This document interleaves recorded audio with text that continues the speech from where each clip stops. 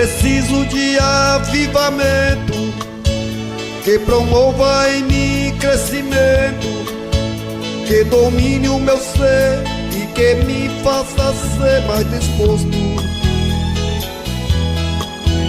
Eu preciso chorar novamente e sentir correr lágrimas quentes no meu rosto,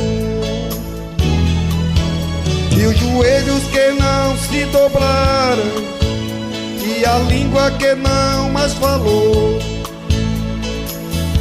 em mistério com Deus.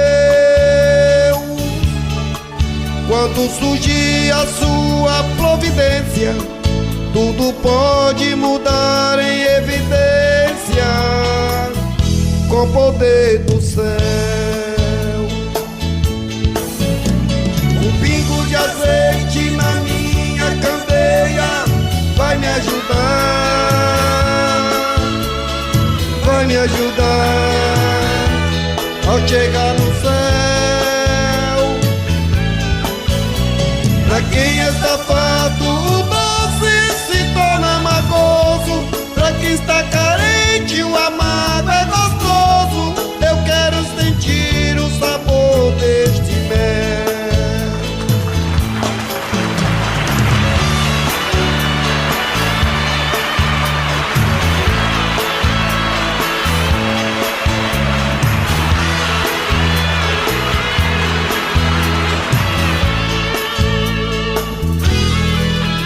Pra que isso venha acontecer, sei que é necessário descer.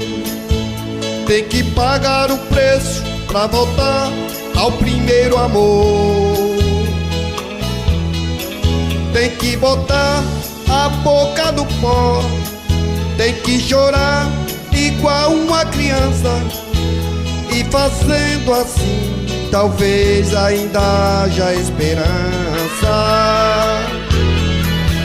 Mesmo assim vale a pena tentar, porque eu sei que o Senhor Jeová não despreza o homem abatido, cansado, que a Ele vem.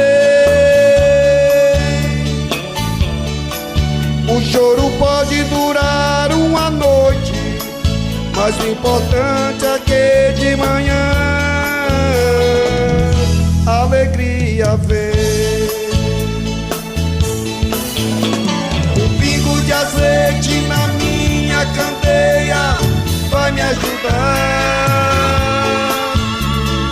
vai me ajudar ao chegar no céu. Pra quem está farto, o doce se torna amargoso. Pra quem está carente, o amado é gostoso. Eu quero sentir o sabor deste mel. Um pingo de azeite na minha candeia vai me ajudar,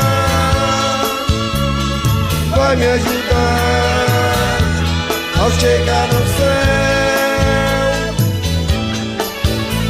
Pra quem está farto, o doce se torna amargoso.